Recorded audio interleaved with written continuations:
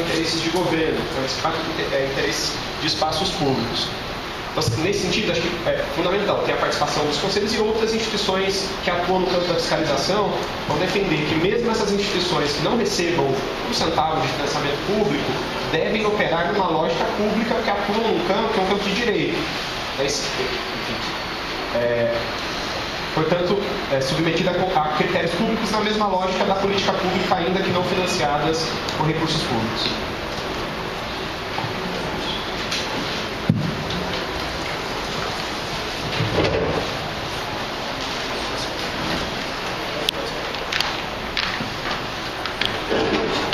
Bom, como eu tinha feito uma fala no início,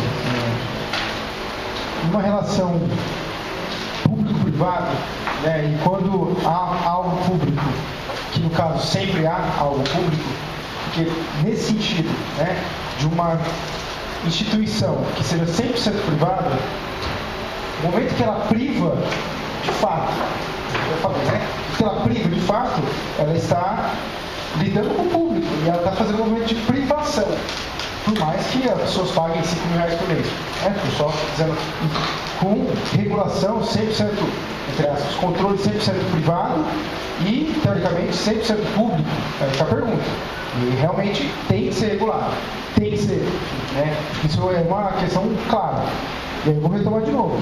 Se a gente considera que, de fato, direito à cidadania, à previdência, à saúde, à assistência social, ele é um direito, ele não é um negócio. Se eu tenho 100% uma lógica de negócio, uma característica privada, ele vai funcionar como um negócio. Então, ele vai desde do rapazinho dentro do trem lá, né, indo no sentido Mauá, ofertando. Se você tem um problema com seu filho, a gente vai lá e busca ele na casa. Né? É isso. É captura e carceramento. Eu estou falando claramente disso. Isso é uma prática. Não é qualquer coisa.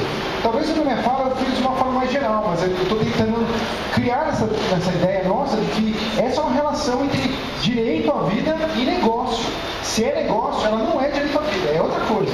Qualquer outra coisa, que ela vai ter outra perspectiva. Então, nessa perspectiva, toda ação pública tem que ser de controle. Para público, vai para tudo. Infelizmente, pela nossa incapacidade, e aí tem uma jogada, né, que eu já disse do subfinanciamento,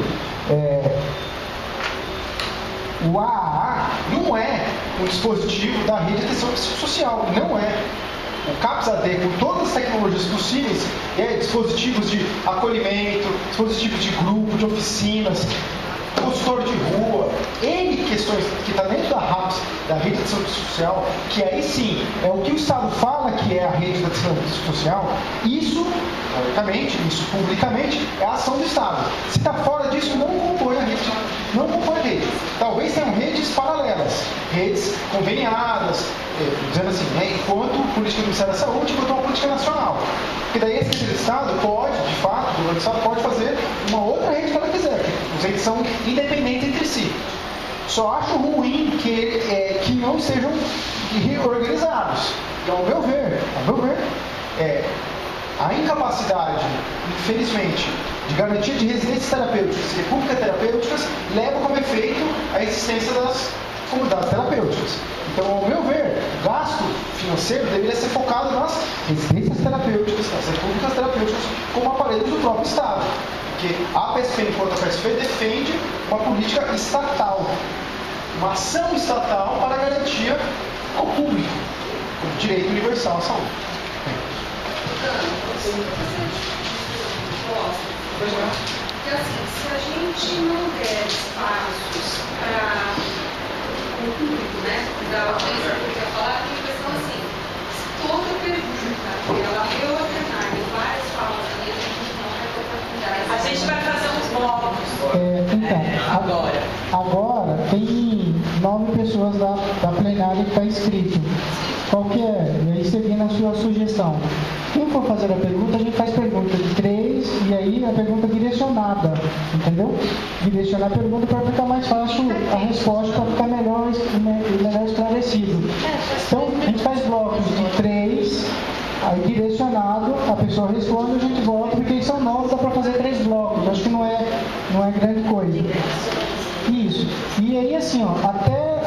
nona fala, até a nona pergunta aquela coisa, também não, para não ficar declinando todo o cenário, que a pergunta também possa ser objetiva, né? Até para melhor entender quem vai responder. E no final da nona, a pessoa que está fazendo a nona pergunta, a gente encerra as inscrições. Tá bom? Eu sou de uma comunidade terapêutica, sou ex-morador da Cracolândia e quero fazer uma pergunta. Você tem que se inscrever. Então você já é o 10º inscrito aqui. Como você chama? Eduardo, então na sua vez a gente já te chama. Jorge, desculpa. Então, primeiro para fazer as perguntas como chama esse nome aqui? Só acho que sabe. Moacir, Eliana e Ivanildo. Aí, direciona. Pensando que é uma audiência, não é bem uma pergunta que eu vou fazer, e eu vou fazer algumas classificações, principalmente ao governo do Estado aqui representado, que às vezes eu fico envergonhado. Por exemplo, a unidade de acolhimento transitório, que foi citada aqui, não é comunidade terapêutica. Ela é o que nós chamamos de república terapêutica, regulamentado pelo Estado em equipamento público. Então, isso não é comunidade terapêutica. Eu vou para lá, senão eu fico de costas para o pessoal e eu acho falta de educação. Então, o AT não é comunidade terapêutica, que tem financiamento próprio público. Outra coisa, como já foi dito aqui, a ANA não é da rede de atenção psicossocial. E com os dados que... Qual é o seu nome mesmo?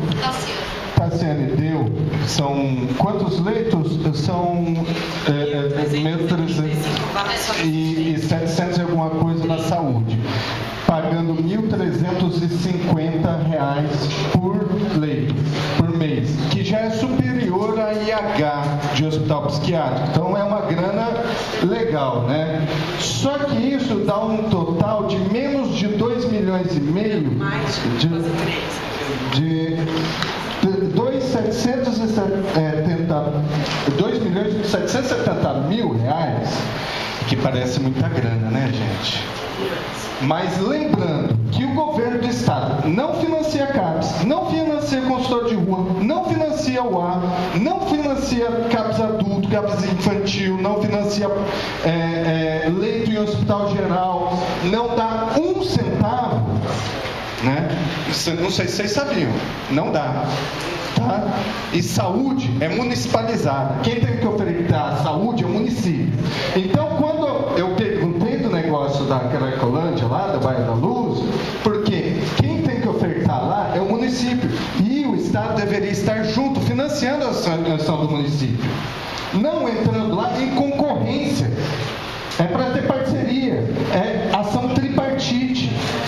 Né? E a rede é do município. Se o município optar, por causa da sua política, ter uma comunidade terapêutica, é uma decisão dele, não do Estado. Entendeu? Então, o Estado deveria estar financiando a saúde do município. Onde? Aí está lá próximo do município. Só que não está. Né? E nós temos o governo federal financiando aproximadamente 1/3 do que custa um equipamento de saúde, o município financiando os outros 2/3 e o governo do Estado financiando bola, né? Nada.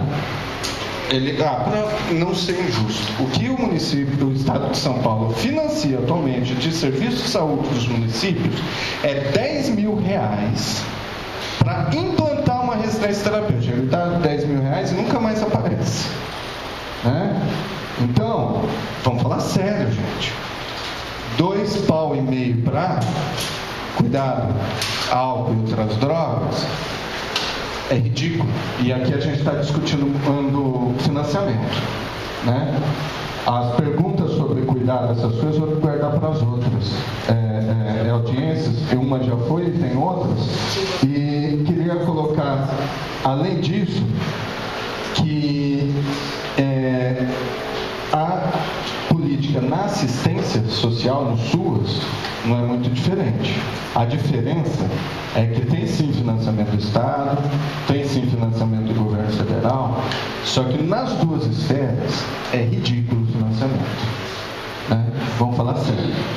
Os abrigos municipais, para criança e adolescente, as instituições de longa permanência para idoso, o CREAS, Centro Pop, a equipe de abordagem de rua, são sustentados praticamente pelos municípios.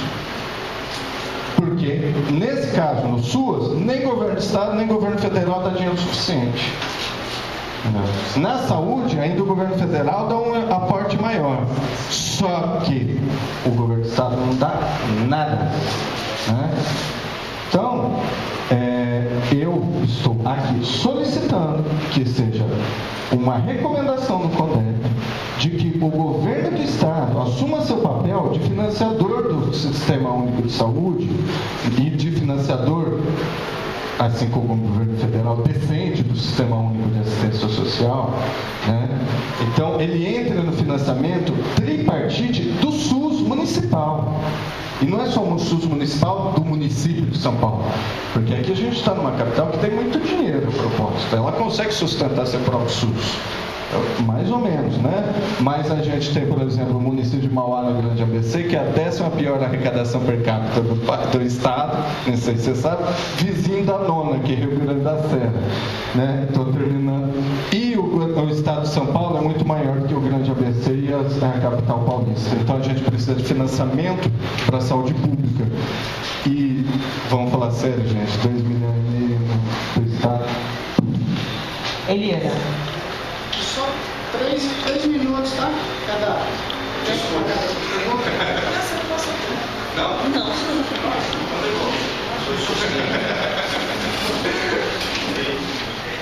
Boa tarde a todas e todos. Só para explicar a minha fala, conto de onde eu venho.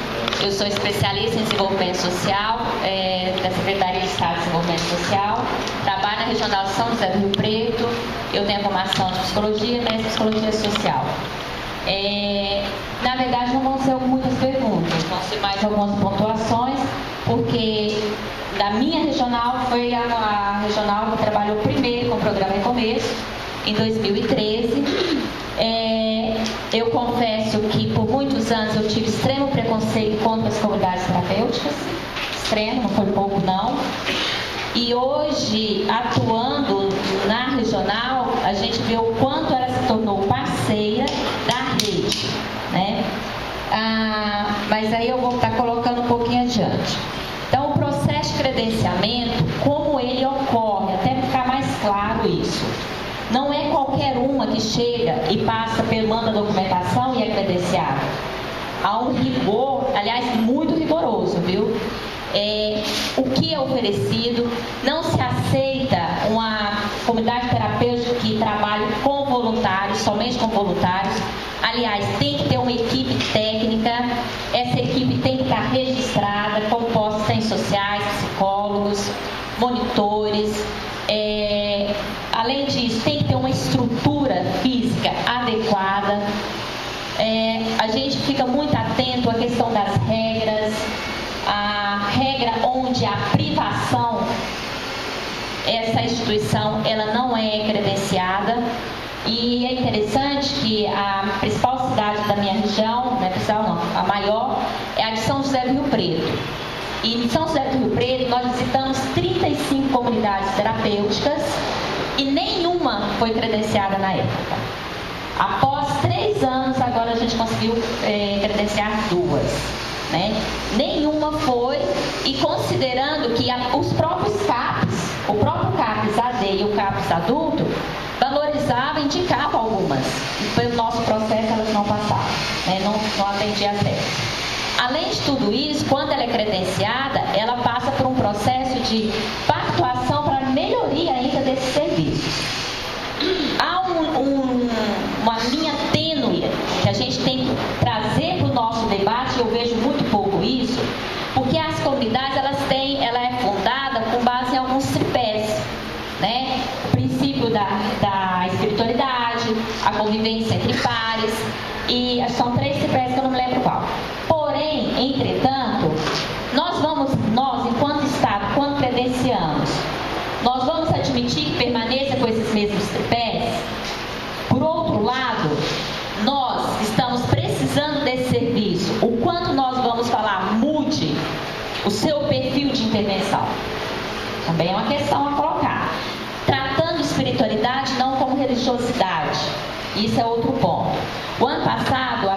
Secretaria de Desenvolvimento Social estabeleceu um GT, qual nós fizemos parte, e esse GT ele discutiu muito, e deve sair um documento breve publicado, sobre os serviços da assistência social na política de álcool e droga.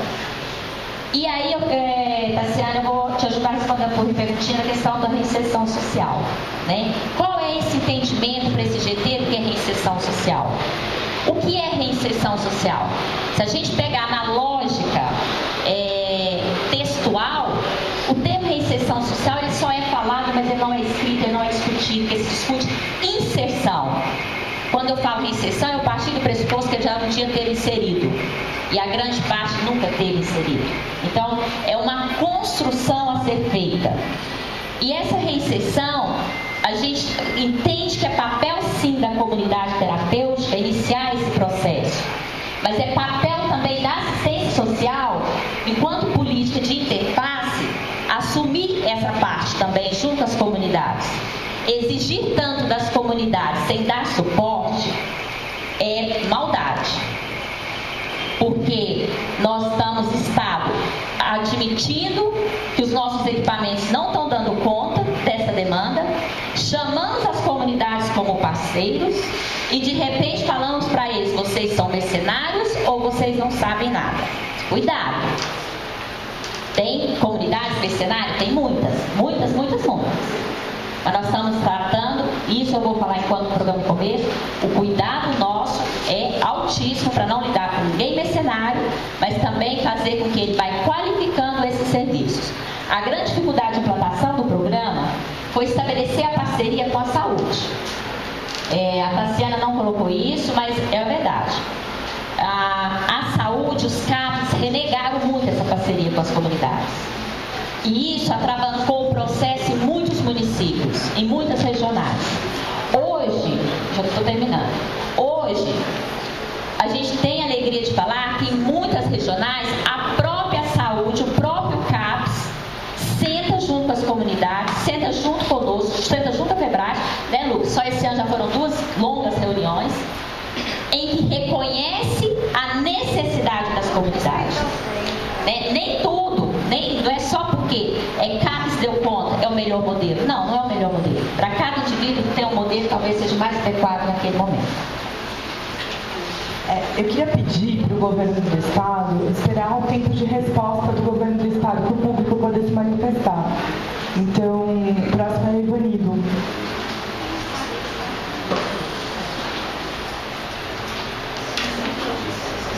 Boa tarde a todos, meu nome é Ivanildo e eu sou militante desse problema há muito tempo, bem antes da 101 com o Rocinho. Nós temos frequentemente sendo atacados de forma, como disse a colega agora, grotesca, desnecessária, porque eu não vejo a comunidade terapêutica como um manicômio. Tem algumas que fazem, mas aí é dever de polícia. Eu sempre digo, é dever de polícia. A polícia tem que ir lá, prender o presidente, o proprietário, a equipe e mandar as pessoas para onde elas quiserem. Eu estive na rua, aqui eu vejo algumas pessoas que eu participei de alguns seminários, e eu não vejo ninguém dizendo, olha, por que nós não vamos nessa direção? Agora está um marco regulatório, é uma direção. Por que nós não nos unimos? Uma vez, o Fórum de Santana me procurou, vocês falam muito de comunidade terapêutica, que está errado, O Fórum de Santana me procurou, me perguntando se eu podia ajudar um garoto de 19 anos, porque ele precisava de uma justiça terapêutica. Eu disse, até posso, desde que, primeiro, vocês tirem ele da situação de risco. Segundo, arrumem um aluguel social. Terceiro, o que vocês vão fazer com o estudo dele? Quarto, como é que vocês vão colocar ele no mercado de trabalho? Me procurou uma psicóloga e a assistente social do fórum. Se eu não tivesse toda semana ligando, e acompanhamento à mãe. Se eu toda semana não ligasse lá e perguntasse, olha, como é que está, ela está indo, ela não está, vocês arrumaram, vocês fizeram. E as pessoas não querem saber disso. Querem olhar para a comunidade e dizer, olha, aqueles caras lá são os malucos. Aqueles caras estão prendendo, estão fazendo... A lei não é clara. A lei não diz que não pode ter cárcere privado. É claro isso, a lei diz que não pode ter. Por que as pessoas são presas? Porque raptam as pessoas. Isso é rápido para mim, então tem que prender. Muito bem. Se o Estado não consegue ter esse braço nessa área, o que é que nós estamos discutindo? Nós estamos discutindo. Eu tive agora em 2013, vocês discutem, mas eu tive agora em 2013, dos 52 vereadores da Câmara Municipal assinaram um projeto de coautoria para a criação nesta cidade, a maior cidade da América do Sul, para criar uma Secretaria Municipal de Políticas Públicas sobre álcool e drogas. Eu cheguei lá no dia, não tinha 2 vereadores. Como é que nós vamos fazer política pública? Como é que os conselhos vão conseguir fazer isso? Nós vamos discutir, real. Nós estamos discutindo isso desde 2000. Ele sabe, Rosinho sabe disso. Eu estive lá no Ibirapuera. Em 2000, eu estive lá no Ibirapuera. Para que a gente discutisse a RBC 101. Assim, eu gosto muito dos debates de vocês. Eu gostaria que vocês também olhassem e ajudassem as comunidades, principalmente os conselhos, ao invés de ir lá criticar o Ministério Público, vai lá mesmo, tem que ir. Por que tem a FEBRAPT aqui? Por que ela não entra nessa parceria para fazer isso junto com o Ministério Público? Só fica quem presta, infelizmente. Quem não presta tem que sair. Obrigado. Robson.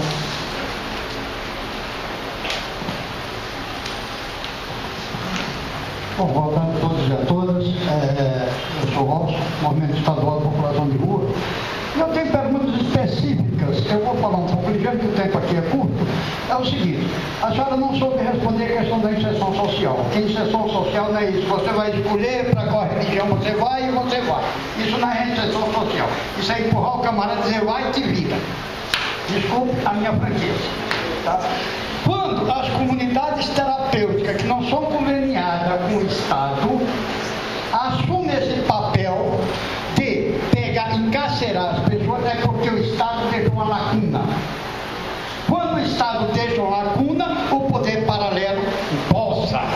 Isso acontece como aconteceu na escandalosa operação do Estado na famosa Cracolândia, que esparramou a Cracolândia para toda São Paulo.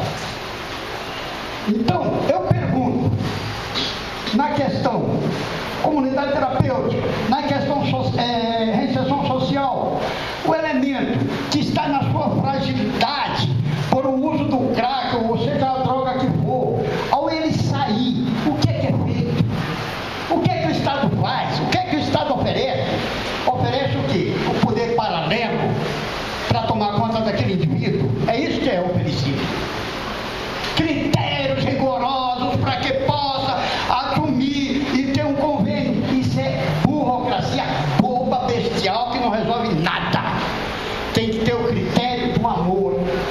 Amor ao que faz, amor ao ser humano, os princípios básicos, éticos, morais do conceito de direitos humanos, para poder ser vinculado a Estado ou município.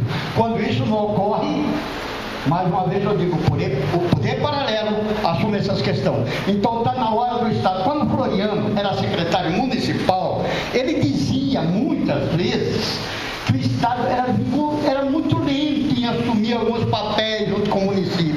Agora ele está como secretário de Estado, ele não está lento, ele está uma lesma na questão. Ele é uma lesma, não está fazendo nada. Essa é a verdade. Então nós precisamos criar política pública de fato para inserção social, para redução de danos, né? É muito bonito aquele casarão que está lá. Agora eu vejo os drogados chegar para mim, senhor, você precisa de uma internação disseram que eu tenho que ficar lá comendo lanche, passando 2, 3 dias para ver se eu posso ou não posso ter uma internação. O que é isso? O camarada está pedindo, pelo amor de Deus, para ser internado, gente. Ele está pedindo, aí vão esperar uma internação compulsória? Eu não sou psicólogo, não sou psiquiatra, mas eu tenho uma coisa a dizer. Aproveite um momento em que o camarada quer de fato um tratamento. E vamos deixar a burocracia para burro, idiota que não quer inserção social. Desculpa. Edna, pode ser mais um, que é a Edna, e aí depois a gente passa aqui para a mesa e volta a fazer um novo bloco. Boa tarde a todos. Meu nome é Edna, eu também estou conselheira do Condeca na segunda gestão e já gostaria de começar fazendo um encaminhamento para o Condep. Eu atuo numa comissão também de fiscalização em que a gente já fez trabalhos parceiros com relação a acolhimento de crianças e adolescentes, a maus tratos na fundação, mas não chegou até agora nenhum tipo de encaminhamento relacionado às comunidades terapêuticas, inclusive no âmbito da criança e do adolescente. Então, estamos aí. Mas eu também atuo numa comunidade terapêutica, tá? Então, eu gostaria de fazer algumas colocações. A primeira delas é que eu acredito que o debate ele não vai ser encaminhado de forma assertiva se a gente não começar pela premissa do que é comunidade terapêutica e do que é clínica, tá? Que são coisas muito diferentes. Muito diferentes. Comunidade terapêutica tem um marco regulatório, tem premissas que regulamentam por meio da lei e são só essas que são conveniadas. O discurso do convênio, eu acho que já foi tão bem falado pelos dois colegas da saúde e o colega da assistência de maneira tão perfeita, mas antes de continuar também, eu estava me esquecendo de uma coisa que é importante. A histórica utilização das comunidades terapêuticas, não das clínicas involuntárias ou de procedimentos de encarceramento, que essa não tem que ser convidada, não tem nem que pertencer a essa fala. Eu quero parabenizar. Não, é o Conselho de Direitos Humanos. Então, claro que nós seríamos tratados com educação. Foi o primeiro espaço verdadeiramente que não houve hostilização. Nós podemos ter discursos ideológicos, políticos, apolíticos, mas hostilização não houve. Eu quero parabenizar e agradecer aos colegas por isso. Porque eu acho que se a gente realmente quer crescer num discurso, a gente precisa usar a primeira premissa daquilo que a gente faz parte. Se a gente acredita em direitos humanos, nós precisamos tratar o outro com crenças políticas, ideológicas, de direito, com respeito. Acho que é a primeira das coisas que eu valorizei nesse debate. Não, eu não completei 2 minutos e meio, desculpa, não completei. A parte do agradecimento você tira dali, tá? Tudo bem? Eu te inscrevo de novo, pode ser? Não, você vai respeitar. Seguinte, mas isso é uma brincadeira, tá, gente? Eu vou respeitar. O que eu quero colocar é o seguinte: eu fiquei muito para dizer que isso é muito importante para nós, a política do respeito, e esqueci de dizer, e talvez fique com o tempo reduzido para dizer outras coisas. Então, a primeira coisa que eu gostaria de dizer para o Conselho: vocês fizeram o que as comunidades terapêuticas até hoje não conseguiu se reunir para fazer, ou seja, abrir um debate para a gente separar o que é comunidade terapêutica e o que não é comunidade terapêutica e usa de forma errônea, com mau caratismo e assim por diante. Segundo encaminhamento rápido, para ser assertivo, vamos convidar quem já usou desses serviços, do serviço dos CAPs, do serviço das comunidades terapêuticas. Eu acho que o usuário do serviço ele precisa ter voz, porque senão o discurso fica só academicista. É isso aí. Só a nível, tá? Só a nível daquele que acha na sua prepotência que constrói uma rede segura para o usuário. O usuário tem que estar presente para ser assertivo. Vamos ouvir o que foi bom para um,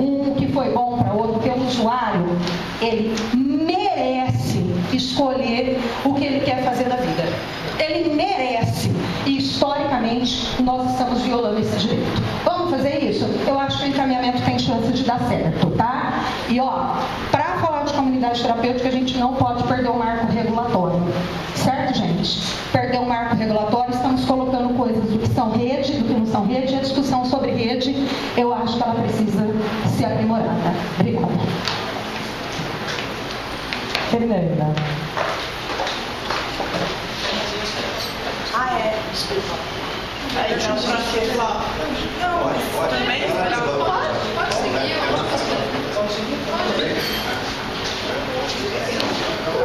Então, eu quero continuar mantendo o ambiente de respeito e eu acho que a gente tem questões sim ideológicas e as comunidades também as têm. Então eu quero marcar que a minha defesa é pela política pública. Né? Eu acho que eu fui contemplada em parte pela fala do Vinícius. Esse não público existe e a gente convive com ele agora, na minha opinião, por conta de que o marco regulatório saiu e teve toda uma construção equivocada do governo federal na questão do plano de enfrentamento ao crack, que desabalou nessa condição que a gente está agora. Então a gente tem que trabalhar com muita clareza, né, do quanto o uso da retórica verbal de clínica, não clínica, comunidade terapêutica, não comunidade terapêutica pode ser uma armadilha, né? E eu tenho muita preocupação quando o companheiro que é agora na condição de presidente do Conselho de Drogas aqui referenciado fala da não fiscalização. Porque eu acho que tinha que mudar os estatutos do Conselho para essa questão da fiscalização. Porque, de fato, não adianta existir um marco regulatório se os organismos envolvidos com o tema não podem fiscalizar. Né? Ok, o DEP tem a função de fiscalização, mas acho que a gente tem que fazer uma frente, pegar Conselho Municipal de Saúde, Conselho Estadual de Saúde, com o DEP e fazer um movimento para que a gente possa retomar essa perspectiva da fiscalização. E eu acho que a gente tem uma questão que é muito grave. Quando o Ticanori ainda estava na coordenação da área de saúde mental do Ministério da Saúde, ele, para lidar com esse tema, construiu uma portaria para o credenciamento das comunidades ligadas à área técnica de saúde mental. Uma ou duas se encaixaram nos critérios. Isso é muito grave. A gente está falando de política de saúde e a gente fica aqui num mar de armadilhas que ora migra para assistência, ora migra para a saúde, e isso não migra pensando na política pública ou na condição de que o tema é mais política de assistência ou mais política de saúde. Migra por causa do financiamento. A gente não pode escamotear essa questão. Né? E os valores aqui apresentados, se fossem colocados no serviço público, a gente teria uma outra condição, uma outra inserção e uma outra possibilidade de construção. Então, minha fala é um pouco para refletir, reflexionar sobre essas coisas e a gente construir melhores condições, já que está dada essa condição, dada essa situação do marco regulatório, da questão aí das organizações da sociedade civil e toda essa condição de como a gente fiscaliza para que, finalizando, tem equipe técnica, a gente tenha aí serviços de qualidade e não vire essa violação de direitos humanos que acontece em boa parte dos locais. Porque muitas vezes ela não é a surra, não é o trancafiar, mas ela tem violações muito simbólicas que pegam na perspectiva da saúde mental. Por isso, pensar a redução de danos é fundamental e construir caminhos para a gente enfrentar esse estado de coisas, e acho que a gente hoje vai construir alguns passos e nas próximas duas audiências continuaremos. Obrigada.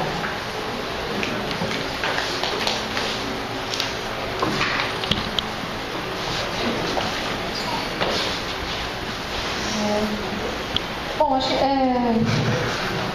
se eu não perdi nada, não teve nenhuma pergunta assim tão pontuada, né? Então vou falar um pouquinho daquilo que foi questionado um pouco. Em relação a financiamento de política de saúde, né, que o colega questionou, eu realmente não vou poder discorrer, infelizmente a minha colega da saúde não está presente, não tenho propriedade para falar sobre isso. Tá? Em relação à questão da região da luz, né, hoje a gente atua lá em processos de parceria. Existe um termo de cooperação assinado entre o Estado de São Paulo e a Prefeitura, que foi assinado em 2013. Tá? Decorrente desse termo de cooperação, a gente tem um grupo de trabalho que vem se reunindo. É lógico que não é fácil, né, construir essas relações de parceria entre Estado e Prefeitura numa situação tão complexa e que muitas vezes possuem visões de trabalhos diferentes, né, para a mesma questão, mas a gente está trabalhando e se empenhando sempre nessa parceria, de forma que o trabalho do Estado e da Prefeitura possam se complementar. Né? Eu acho que hoje a gente já avançou bastante ali na região da Cracolândia, ocorrem encaminhamentos, a equipe do Estado encaminha para a equipe da Prefeitura, a equipe da Prefeitura encaminha para a equipe do Estado. Podemos avançar mais dentro dessa parceria, com certeza, mas buscamos sempre essa complementaridade, né? Porque isso, a Prefeitura não necessariamente tem o próprio serviço de comunidade terapêutica, e às vezes a pessoa tem um atendimento que pode se beneficiar disso. Então, ou algum atendimento que começou no Estado pode se beneficiar de algum serviço que o Estado não tem, a Prefeitura oferece, e então é feito esse encaminhamento, esse intercâmbio.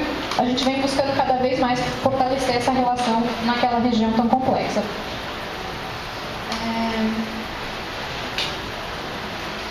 Vamos lá, a gente falou voltando um pouquinho na questão da reinserção social.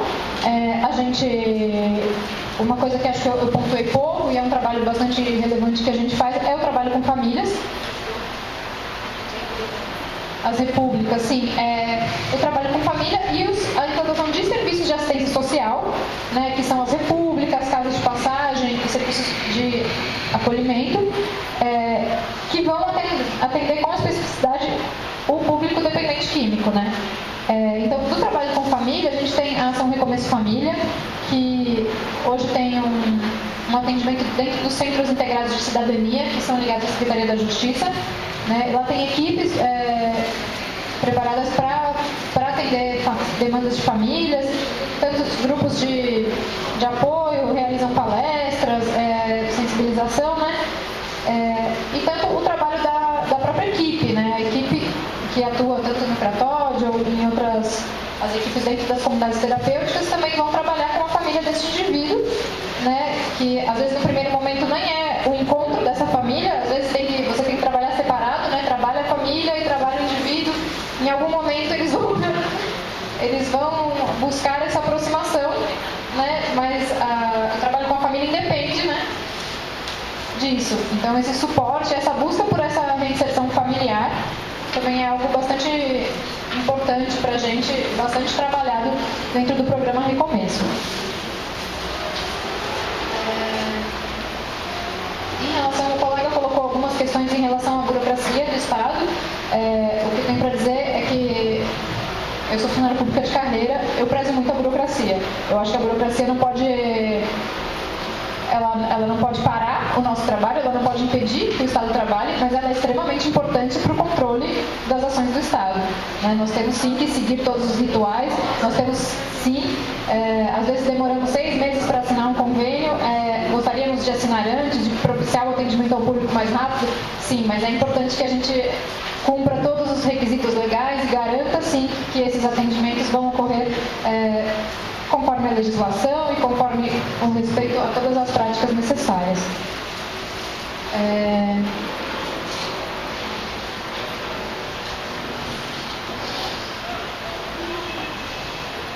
Eu acho que eu vou passar a palavra.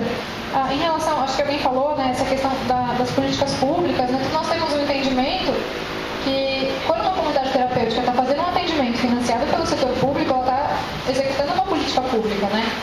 Então, ela é uma executora de uma ação pública.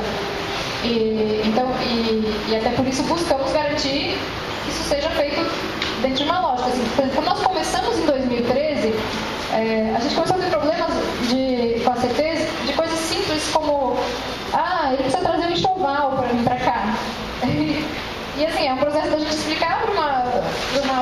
organização que até então não se relacionava com a política pública, dizer, olha, isso não é um atendimento privado que você está fazendo, você está recebendo um recurso, se ele precisa de alguma coisa, você deve providenciar, né? Então, são pequenos processos que as comunidades terapêuticas estavam apartadas, né, e atendendo num limbo que não era dentro da lógica pública. Então, aquelas que foram entrando, se conveniando e que demonstraram interesse em estar dentro da política foram sendo orientadas para essa realização.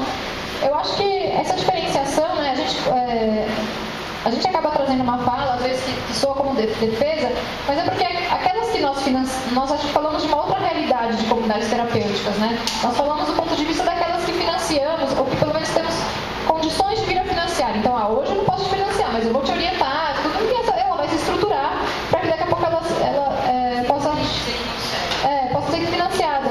E eu acho que os conselhos, né, acabam lidando com denúncias e com organizações que não chegam até a gente, né? Estamos falando de uma outra, essas organizações que têm graves violações de direitos, tudo, nós realmente nem chegam, porque elas não têm nenhuma condição de ser financiada, né? Elas não chegam.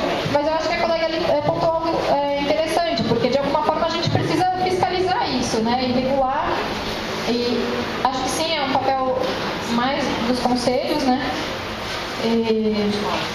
Mas talvez a COED, como coordenação de políticas sobre drogas, possa ter um olhar para isso, né? Porque eu vejo aí essas duas realidades. A gente não tá, quando a gente fala dessas, porque essas denúncias acabam não chegando para a gente, por exemplo. O que chega de denúncias são aquelas, ou de pontuações, são sobre aquelas que já estão conosco, que estão dentro de uma outra realidade já. Rapidamente, só apenas para pontuar, na verdade o Conselho, o CONED, não tem esse papel de fiscalização já na lei que o constituiu, mas não significa que ele não atue ou não tome providências quando demandado. Obviamente que o nosso papel tem sido acionar os órgãos legais que têm essa função. Então, muitas demandas ou denúncias que chegam até nós, obviamente a gente provoca ou a própria vigilância sanitária ou o Ministério Público, né, para que tomem as devidas providências. A gente não finge que o problema não existe. Repito que o intuito do Conselho foi tentar, e aí não é mera retórica, e nós estamos vivendo o manual de comunidades terapêuticas, é preciso sim fazer uma distinção entre o que é comunidade terapêutica e o que é clínica. Se a gente não tiver no começo, como foi dito aqui, essa clareza, tem muita comunidade picarêutica, que eu chamo, e tem muita clínica que, para burlar a legislação, se auto-intitulam comunidades terapêuticas, mas são clínicas, elas não querem atender toda a regulação. Então, a gente precisa separar o joio do trigo, pensando sempre, volto a repetir aqui, gente, que a gente precisa de alguma forma atender a demanda que cresce a cada dia. Né? Os CAPS-AD sozinhos não conseguem atender todos os serviços da rede, por várias características. E aí, olha, se nós queremos rigor na fiscalização das comunidades terapêuticas, por princípio, a gente deveria ter o mesmo rigor com todos os serviços. Será que nós não temos violação de direitos em serviços públicos, em CAPS-AD? Não sei se vocês já visitaram CAPS-AD por esse estado aqui, né? Há situações, com toda, não é incompetência, maldade, má intenção, às vezes é falta de estrutura, de condição, mas que a gente vê cenas assim, humilhantes, degradantes, de pessoas que batem a porta do CAPS-AD porque não vão, e ficam largados na calçada, sentados, às vezes esperando a hora que vai liberar o rango. Né? Mas enfim, de qualquer forma, assim, nós todos, e aí eu quero, assim, alguém falou isso, unir forças, né? Os conselhos, eu acho que cada um na sua área podem, obviamente, dar a sua contribuição. Não tivemos essa discussão prévia no conselho, mas eu tenho certeza que o CONED se colocaria à disposição para sentar com outros conselhos e discutir que as formas de atuação coletiva que a gente pode avançar nisso, na perspectiva da garantia dos direitos fundamentais das pessoas, mas na garantia também de ofertar serviços em que ele tenha a liberdade de decidir, né? Então, eu espero que esse debate aqui possa surgir alguma luz no sentido de avançarmos. Ou nós nos olhamos como parceiros, né? Nós não somos inimigos. Quando falo nós assim, agora, comunidade terapêutica, outros serviços, enfim. A gente tem que, se a legislação permite, se tem uma regra, uma norma, ela tem que ser seguida e, olha, olhando sempre para aquele que precisa desse serviço. Porque a pior coisa é, como foi dito aqui, eu quero ajudar, me ajuda né? Volta a semana que vem, né? Não sei como fazer, não tenho a resposta, a fórmula mágica, mas acho que juntos a gente deveria pensar como fazer isso. Entende? Assim, nunca vamos ter um modelo que agrade a todos e que responda a todas as necessidades. Mas eu acho nessa visão de rede, né, tentar fazer com que a rede funcione. Cada um do seu jeito, faça bem feito, respeitando a legislação e os direitos fundamentais da pessoa. Obrigado. Bom, nós vamos continuar chamando os inscritos. Como os outros entes da mesa não foram provocados pelos... Vocês... Tá, no final? Tá. Então, vamos continuar chamando. Tem 7 inscritos.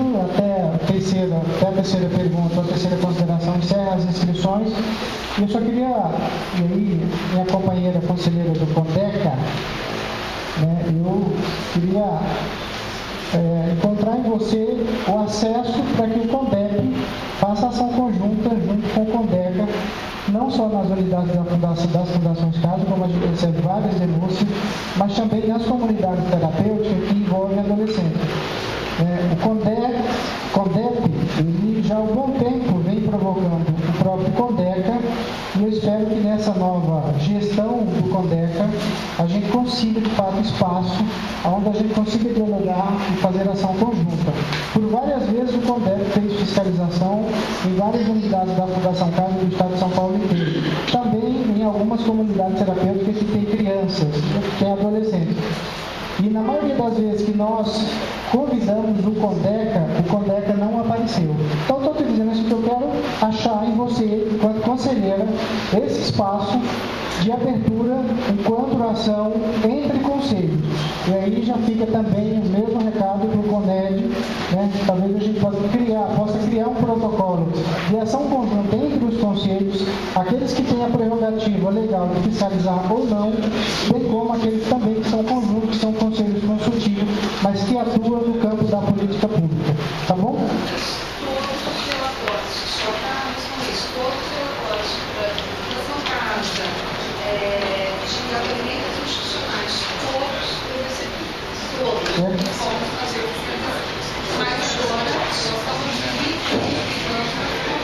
Não, mas eu quero fazer conjunto. Se puder fazer um conjunto, agendar, fazer programado, porque na visita do CONDEP não vai só o CONDEP.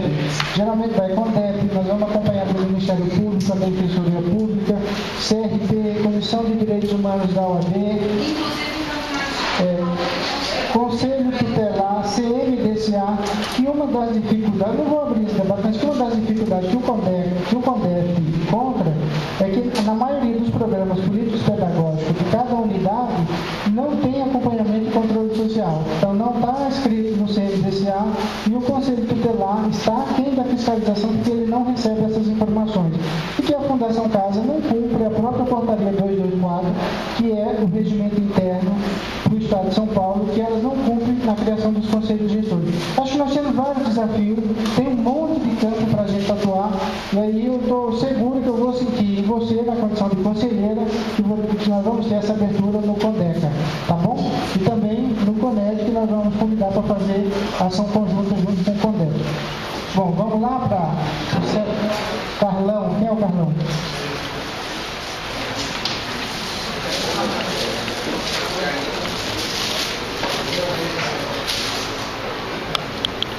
Boa tarde, companheiros. Meu nome é Carlão e sou convivente do Centro de Convivência.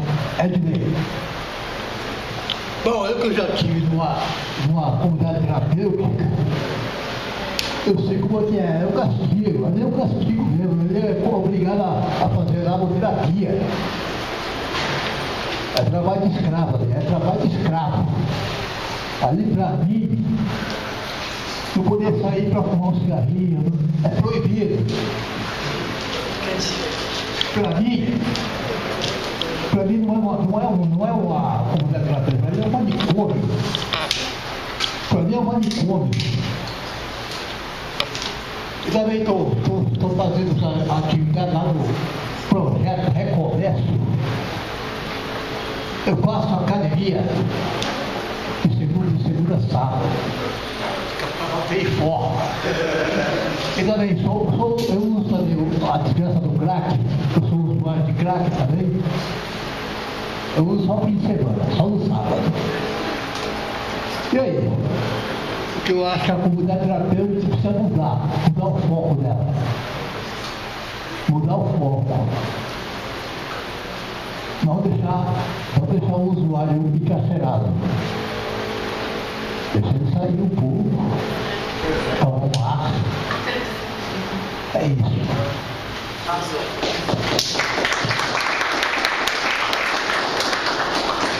Gustavo.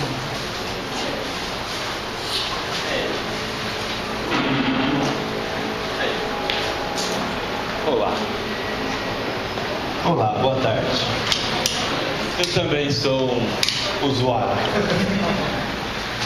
Sou um dependente químico em recuperação há 20 anos, deixei de usar, graças a um acolhimento numa comunidade terapêutica, precária, religiosa, tinha cárcere privado.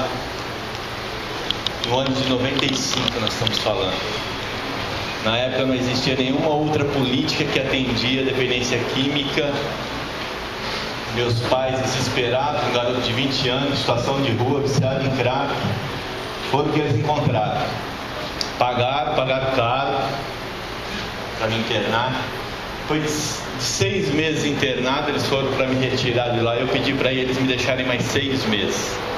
E depois de 6 anos em uso de droga, 2 de crack, e eu comecei com 14, com 20 anos, eu fui me internar, eu não me encontrava capaz de encarar uma sociedade.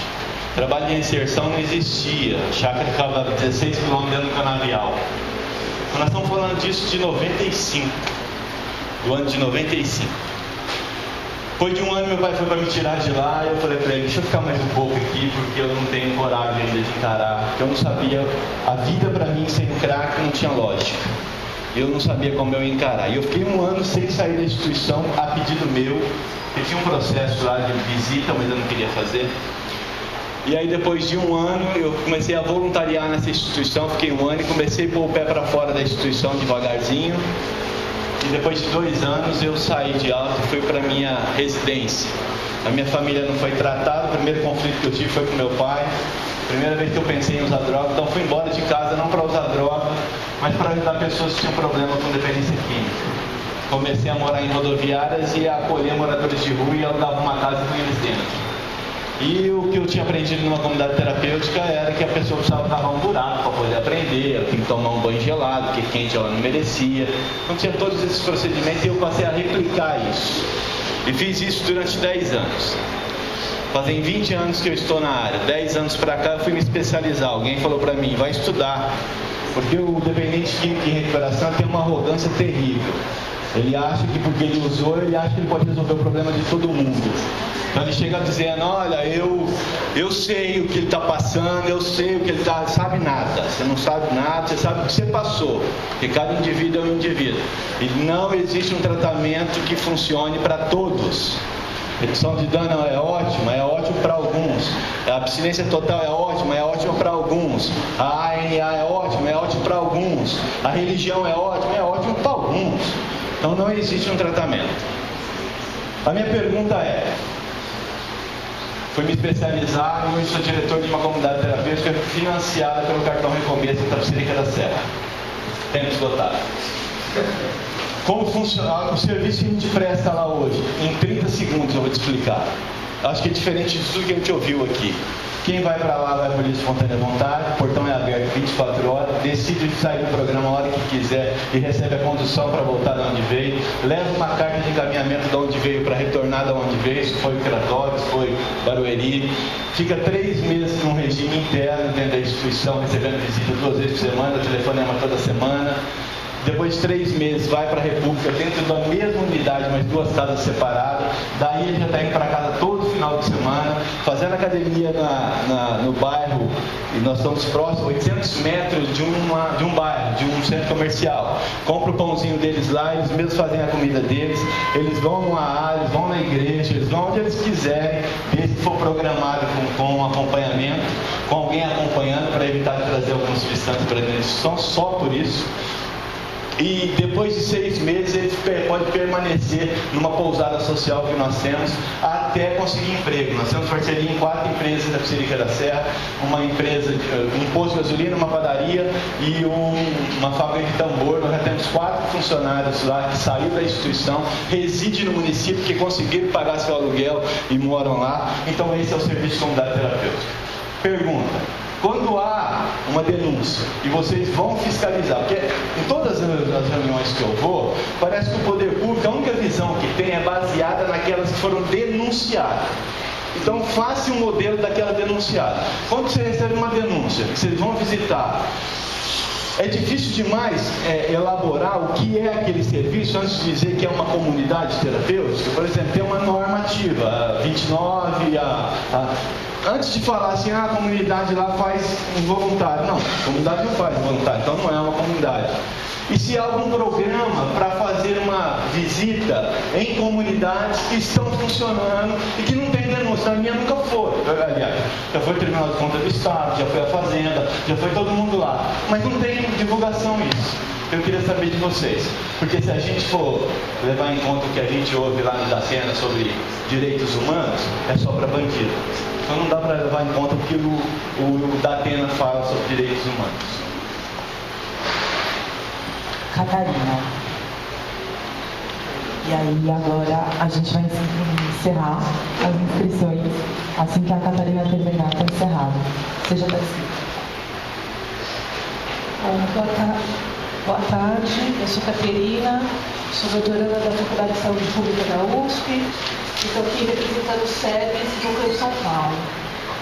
Antes de eu vir para essa reunião, essa audiência, eu fui pesquisar algumas coisas, né? Situar. E aí eu, pensando, muitas falas aqui trataram de transparência, eu queria dar uma sugestão para os conselhos. As informações das atas, as informações que são feitas nessa temática, seja CONANDA, seja CONDEP, seja CONSES, seja qual conselho for, a gente tem uma grande dificuldade de encontrar as informações do que aconteceu. E isso é terrível. Quando a gente vai buscar o marco regulatório das comunidades terapêuticas no ano passado, aquilo foi uma saga. Aquilo não saía de jeito nenhum, já tinha sido aprovado e tudo mais, mas ninguém tinha acesso ao documento. Eu fui uma que escrevi para a secretaria solicitando, até hoje eu estou esperando. Então, assim, as falas aqui dos participantes, eu gostei muito, achei que o CONDEP foi muito perspicaz em reunir as pessoas aqui para esse debate.